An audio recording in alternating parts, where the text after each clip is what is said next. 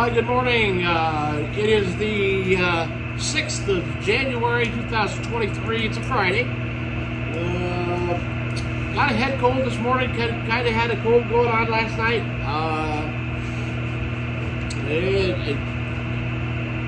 It's not winning. I will win. I will defeat it. But it's a little tough. Anyways, got in this morning. The living unit wasn't running.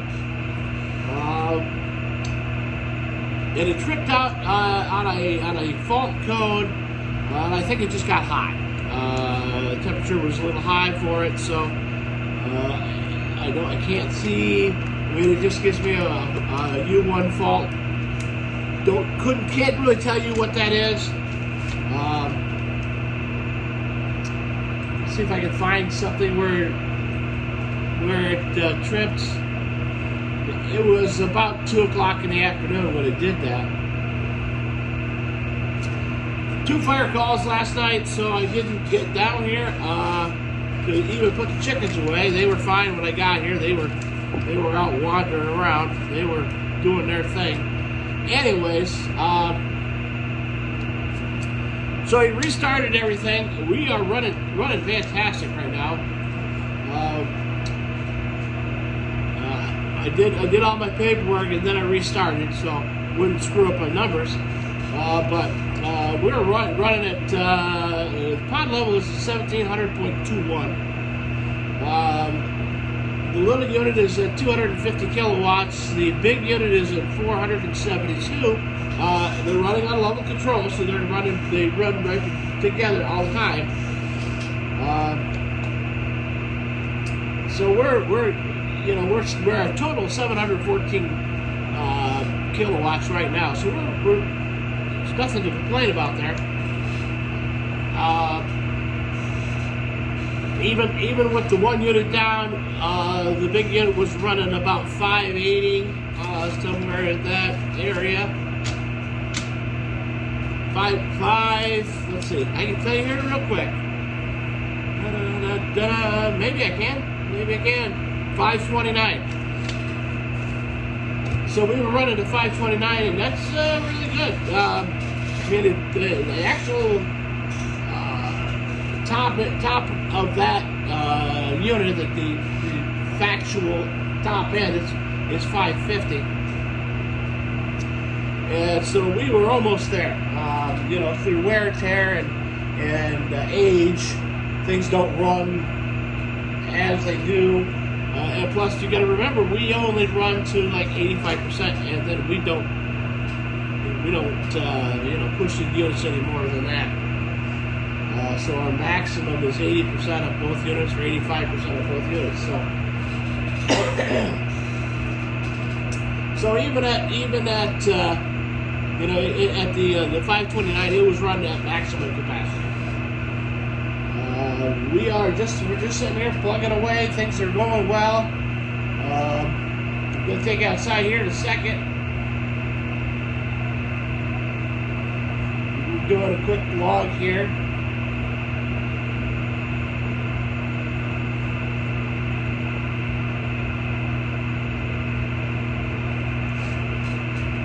Write down what the kilowatts are right now, and I do that.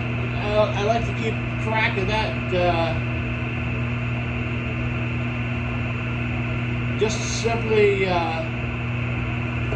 it does two things. I mean, it logs down what's happening, but it's also logging down. Okay, if I walk out the door and come back, I can go, where was I?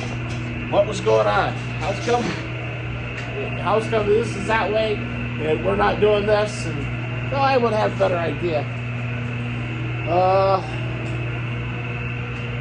Throw my hat on here real quick. Woohoo! You're falling all over the place. Alright.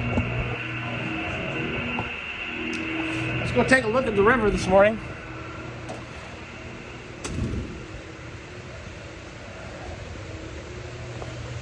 Again, we had a really big day of ice melt yesterday. It was warm, sunshine a little bit. Well, I put the generator in. we got that job completed, wrapped up. I went ahead and activated the unit. It was about 2:30, quarter to 3 when we finally got done. Started it at about 9:30, so it wasn't too bad. Again, we didn't have to set the unit. The unit was already setting in place. We had conduit. We had to pull through a conduit. We got that done. Put a 200 amp transfer panel in. We're still running a little high on our water level on the river, and that's some of that's going to be because of the melt yesterday. It was in the 40s yesterday. It was really nice. A little chillier today. It's about 33, 34 degrees right now.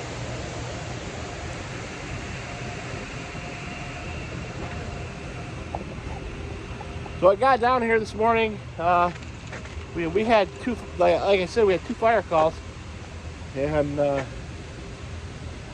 didn't get down here and close up the tent, but the chickens were all standing out here. They were hungry, so I fed them. They went back inside. That's I think they just wait. I think they hear me coming down the drive and come out because they know they're going to get fed. Let's wander this way up to the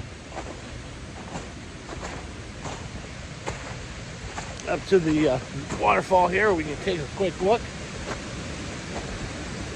Not much snow left, even in the under the trees here.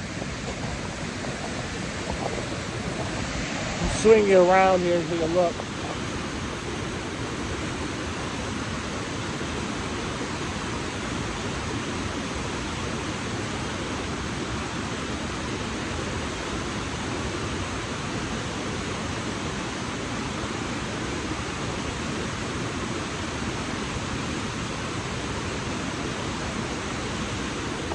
Today we're going to try to put in that other little generator. We'll see how that goes. I don't know if we'll get it done or not. A lot depends on really how I feel. I got this head cold and I didn't sleep well. I was up because I couldn't breathe. So and the last time I was up, it was just about 3 o'clock. So I might have to take it easy today. Tomorrow at 1, we've got to go down with the ladder truck and do a flag ceremony for a former firefighter down in Wells. We do that. We enjoy doing that. It's an honor to be asked to do that. So we don't mind. We do that for elected officials, for firefighters, and for police officers. We would do it for veterans if we were asked. But generally we don't do it for the general public. That's an honor reserved for somebody else. We will do it for EMS, but that's not that we pick and choose who we honor, but that's that's an honor that we reserve and we hold in a very high esteem. The pipe is still running. It was just running really kind of funny.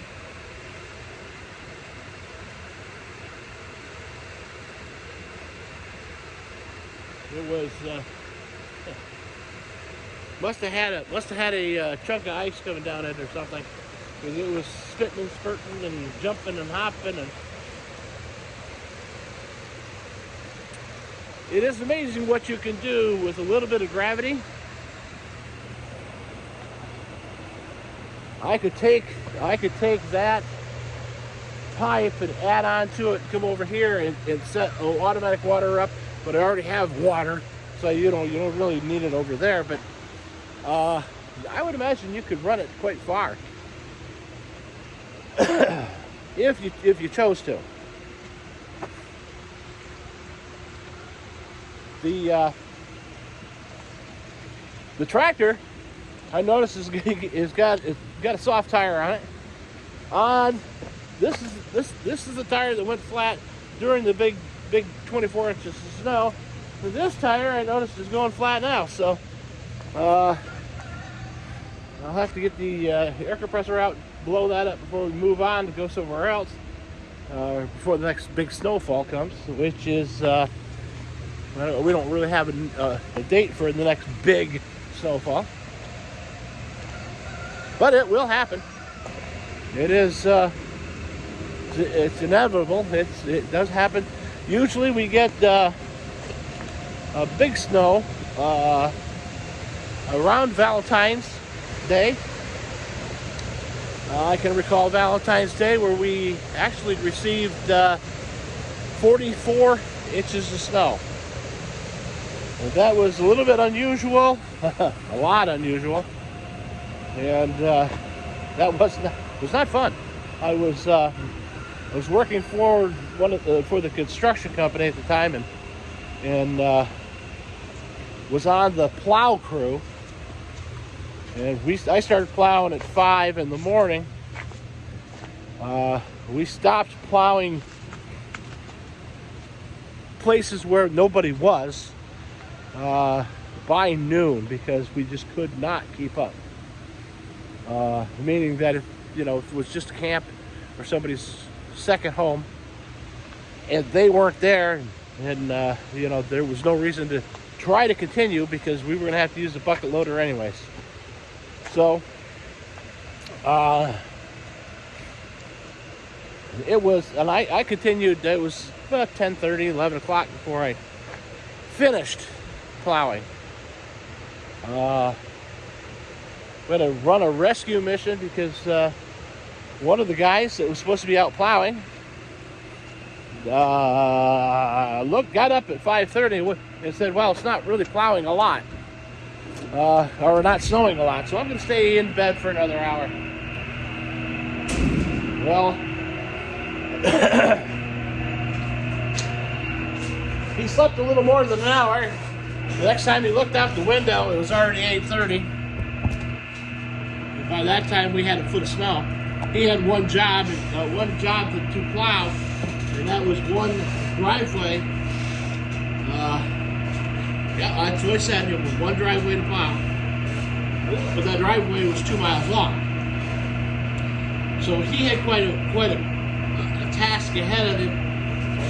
He started in, got hung up, got stuck, couldn't plow. They sent somebody out from the shop to help him. They got hung up, they got stuck. He called for the tractor. They took the tractor out there. The tractor got stuck. So it was a doozy. By 9 o'clock that night, I had to go out and rescue the 3 guys that were already trapped out there. And that was a Friday, I believe it was a Friday. Anyways, whatever date it was.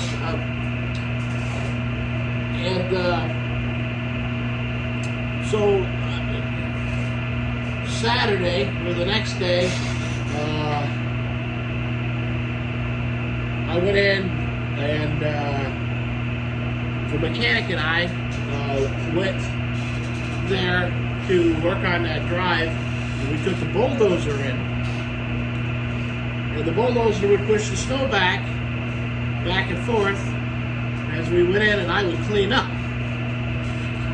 We spent the entire day doing that. That was quite the task.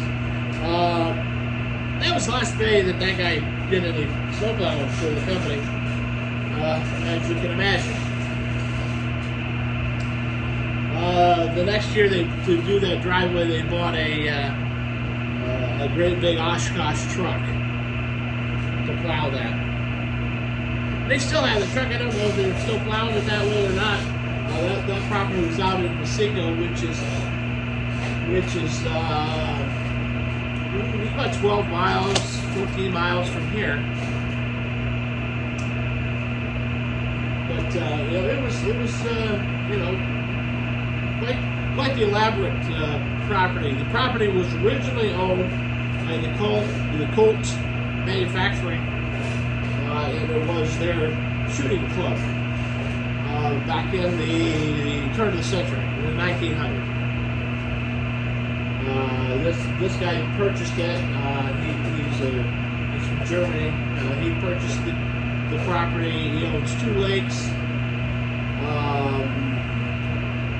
1,000 acres or more. Gated driveway. Nice place. Landing strip, the whole 9 yards. So yeah, it's kind of nice. But that's it. Unfortunately, that's you don't want to fall back to sleep, and you should be out there plowing. Hey, even if you had got up and ran in, made a pass in, pass out, he probably would have been okay. But he said, well, it's not snowing that hard. So, it's a judgment call. And I guess I wouldn't have gone back to bed. But he just fell asleep. That's all. Happens. All right. Well, it's it's going to be a short one today because I just kind of wore out, drawn out. Did talk to my good buddy Dean. Hi, Dean. Yesterday, hadn't talked to him in about 16 years. So I miss him and his wife Deb. They're out in Kimball, Indiana. But yeah, it's good talking to him. It was nice to hear his voice. We kind of caught up a little bit real quick, and I look forward to hearing from him some more. We decided that we would just communicate every once in a while. If we just think about it, we'll just call each other. Anyways, I didn't hear from my cousin Joe yesterday. So, I can't tell you. Oh, yeah, yes, I did. I did hear about it. He said the hat that Donna's making for him, the knitted hat that Donna's making for him, doesn't necessarily have to be big because he does not have a big head. He's got kind of a small head. Which kind of goes back to what I said before. But we're not going to go into that. We're not going to talk bad about Joe. Sometimes it doesn't take much space for a tiny brain. But I'm not going to say that. Anyways,